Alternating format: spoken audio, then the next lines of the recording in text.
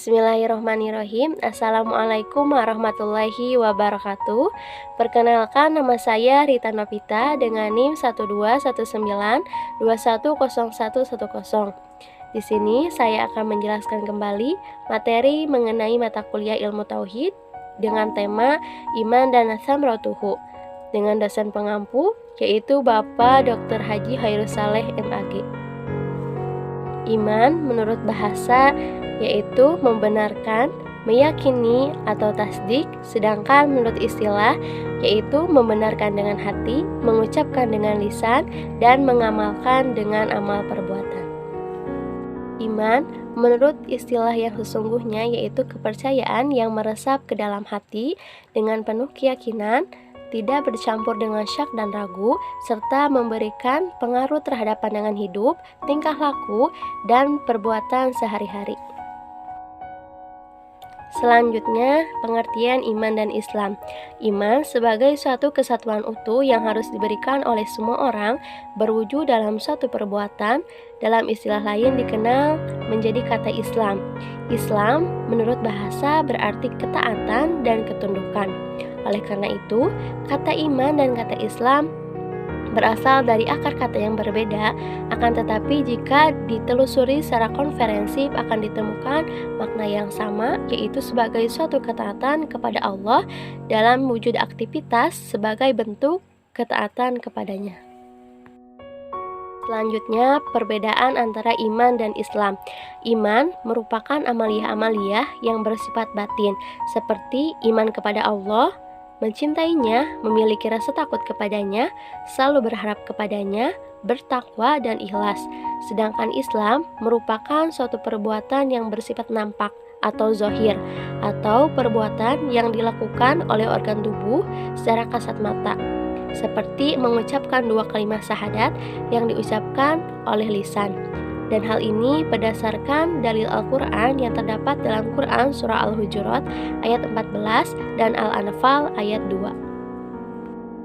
Selanjutnya, konsep iman. Konsep iman terbagi menjadi 3 golongan.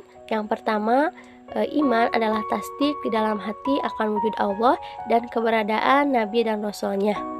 Menurut konsep ini, iman dan kufur semata-mata adalah urusan hati, bukan tampak dari luar. Yang kedua, iman adalah tasdik di dalam hati dan diikrarkan dengan lisan. Yang ketiga, iman adalah tasdik yang diikrarkan dengan lisan dan dilakukan dengan amal perbuatan. Iman menurut para fuqaha.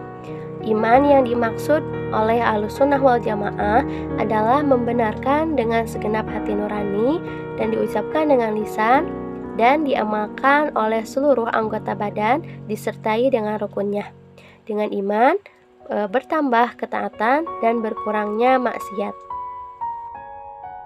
Lebih lanjutnya, menurut para ulama yaitu yang pertama menurut Ibnu Abdi Al-Bari, iman adalah perkataan dan perbuatan yang didasarkan atas niat.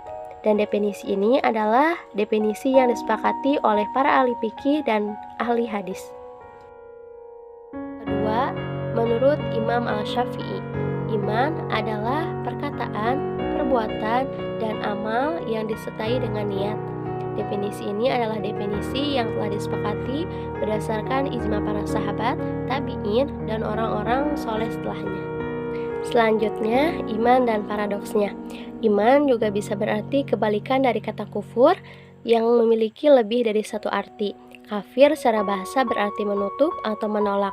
Oleh karena itu, kalimat kafir tidak selamanya menunjukkan kepada identitas seseorang yang menolak untuk beriman kepada Allah Subhanahu wa Ta'ala, atau seseorang kafir yang dipahami secara terminologi teologis.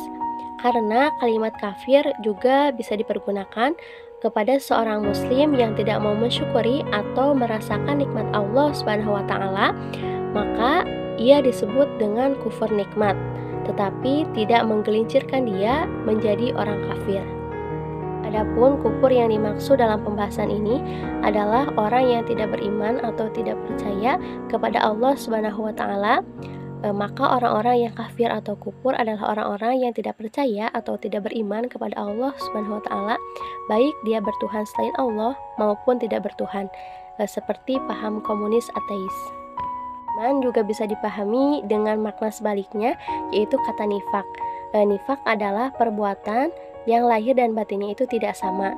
Secara lahiriah, dia beragama Islam, tetapi jiwanya atau batinnya tidak beriman.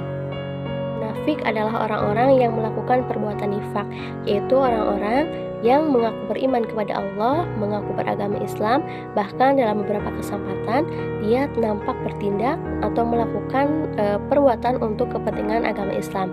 Tapi sebenarnya di dalam hatinya ada maksud lain yang tidak didasari iman kepada Allah. Iman juga bisa ditelusuri dari makna sebaliknya dengan kalimat fasik, yaitu batin dan ucapannya mengakui kebenaran, akan tetapi perbuatannya menyimpang dari apa yang diyakininya dan diucapkannya. Kedudukan iman. Menurut hadis riwayat Muslim, iman ada 70 sekian cabang atau 60 sekian cabang. Yang paling utama adalah ucapan la ilaha illallah, dan yang paling rendah adalah menghilangkan gangguan dari jalan. Sedangkan iman adalah cabang dari iman. Hadis riwayat Muslim. Adapun buahnya dari iman itu yang pertama, mendapatkan kebahagiaan dalam hidup, yang kedua, mendapatkan kekuasaan yang dijanjikan, yang ketiga, mendapatkan pertolongan dari Allah Subhanahu wa taala, yang keempat, mendapatkan keberkahan dalam hidup, yang kelima, lenyapnya siksa dan datangnya kenikmatan. Mungkin cukup sekian yang dapat saya sampaikan, kurang lebihnya mohon maaf.